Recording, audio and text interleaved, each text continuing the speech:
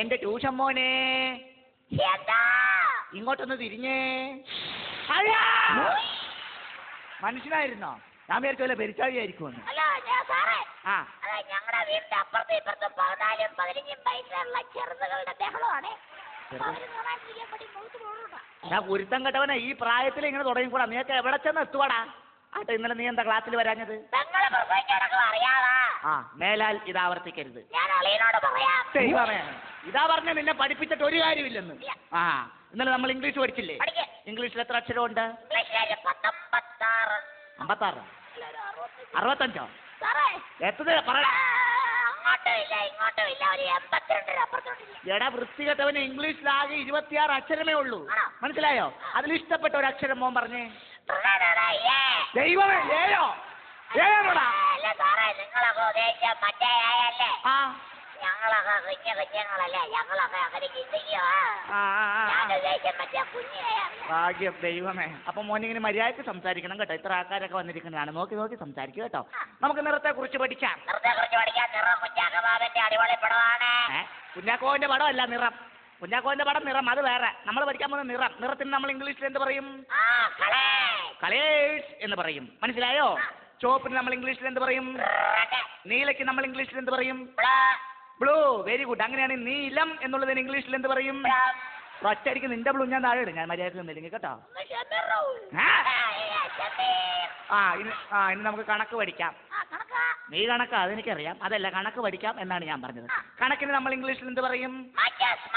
ഒറ്റ ഐഡിയ എന്നാണല്ലോ. എടാ, എന്തെങ്കിലും പറയുമ്പോൾ സ്ഫുടമായിട്ട് പറയണം. മാത്യൂസ് നല്ല കണക്കിന് പറയുന്നത്. കണക്കിന് നമ്മൾ ഇംഗ്ലീഷിൽ പറയുന്നത് മാത്യൂസ്.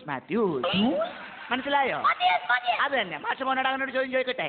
2 2 4 4 4 8 8 8 16. അങ്ങനെയാണെങ്കിൽ 2986 3824 എത്ര?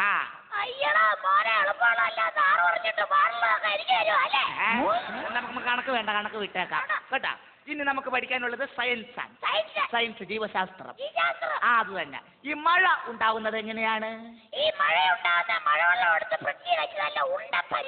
എടാ, മഴ ഉണ്ടാക്കണതല്ല ചോദിച്ചത്. മഴ ഉണ്ടാകുന്നത് എങ്ങനെയാണ്?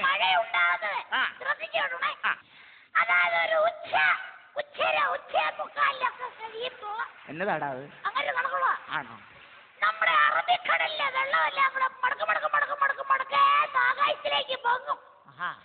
എന്നിട്ട് കുറെ എണ്ണം കോട്ടയം വഴി പെരുമ്പാവൂര് കയറി അടിമാലി ചെന്ന് ചായയൊക്കെ കുടിച്ച് ഒരു നീന്തൽവെള്ളമൊക്കെ വലിക്ക് വെടിയും പറഞ്ഞ് എത്തിനേറെ പറയുന്നതാണ്. അങ്ങനെയാ മഴ ഉണ്ടാകുന്നത്. അപ്പൊ അങ്ങനെയാണ് മഴ ഉണ്ടാവണതല്ലേ? ഈ കണക്കിന് മഴ ഉണ്ടായാൽ നിന്റെ കാര്യം പോക്കാ. ഇനി ബയോളജി, ചരിത്രം കേട്ടോ. മരങ്ങൾ വച്ച് പിടിപ്പിക്കുന്നത് എന്തിനാണ്? നിന്നെ നീ വന്നപ്പോ മുതൽ പോക്കിരിത്തരം പറഞ്ഞുകൊണ്ട് നടക്കണം കേട്ടോ. എടാ, മരങ്ങൾ വച്ച് പിടിപ്പിക്കുന്നത് കാക്കയ്ക്കും പക്ഷിക്കും ഇടാനല്ല. മരങ്ങൾ വച്ച് പിടിപ്പിക്കുന്നത് മണ്ണൊലിപ്പ് തടയാൻ. ചോദിക്കൂ. നമ്മുടെ ആണുങ്ങളുടെ മൂക്കിന് താഴെ മീശ വെച്ച് പിടിപ്പിക്കുന്ന മൂക്കൊലിപ്പ് തടയാനാണ്. വിവരമില്ലാത്തവനെ ദുഷ്ട, ഇങ്ങനെ മാറിയില്ലടാ ഇങ്ങോട്ട് ഇടിച്ചു. നിന്നെ മോൻ ആടിന് ഇഷ്ടമാണോ? ആടിന് ഇഷ്ടമാണോ? ആടിന് ഇഷ്ടമാണല്ലോ. അങ്ങനെയാണെങ്കിൽ ഈ ആടിനെ കൊണ്ടുള്ള 3 പ്രയോജനങ്ങൾ, 3 ഗുണങ്ങൾ എന്തൊക്കെയാണ് മോനെന്ന് പറഞ്ഞേ? ആടിനെ കൊണ്ടുള്ള 3 ഉപയോഗങ്ങൾ. നമ്പർ 1, ആട് നമുക്ക് പാൽ തരുന്നു. ഓക്കെ. നമ്പർ 2, ആടിന്റെ അമ്മ നമ്മൾക്ക് പാൽ തരുന്നു. നമ്പർ 3, ആടിന്റെ അമ്മ നമുക്ക് പാൽ തരുന്നു. നിർത്തിക്കോ. ഇത്രയും പാല് കുടിച്ചാൽ മതി. ഇനി പാല് കുടിച്ചോണ്ട് പോകല്ലേ. ഇനി നമുക്ക് വേറൊരു പരിപാടിയിലേക്ക് കിടക്കാം കേട്ടോ. മോൻ ഇഷ്ടപ്പെട്ട ഒരു പക്ഷി, അതായത് പക്ഷിയുടെ പേര് പറഞ്ഞേ.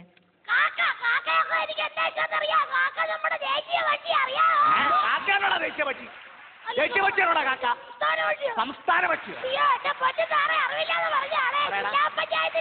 ജില്ലാ പഞ്ചായത്തിന്റെ പക്ഷിയാണോടാ കാക്ക? മുനിസിപ്പാലിറ്റിയാണോടാ?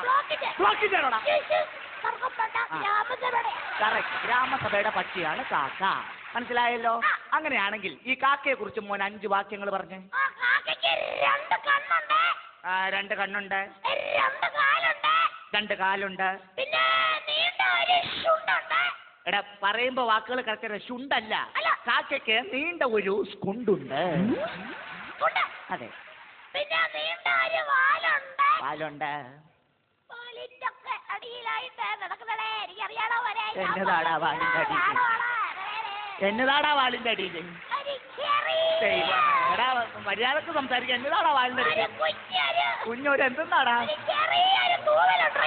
തൂവല് ഭാഗ്യം രക്ഷപ്പെട്ടു ആട്ടെ മോൻ ഇന്നലെ പഠിപ്പിച്ച പാഠഭാഗങ്ങളിൽ നിന്ന് എന്തെങ്കിലും ഉണ്ടെങ്കിൽ ഇങ്ങോട്ട് ചോദിച്ചേ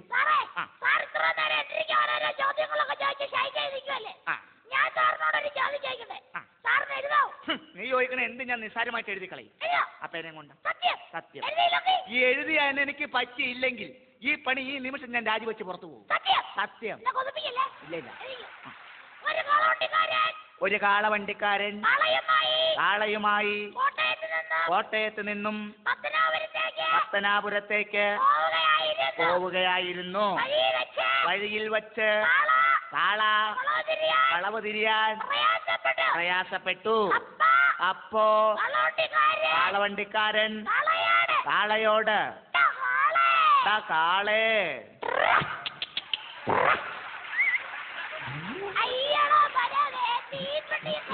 ഞാൻ തോറ്റിട്ടില്ല നീ ഒന്നും കൂടി പറഞ്ഞു. ഞാൻ എഴുതും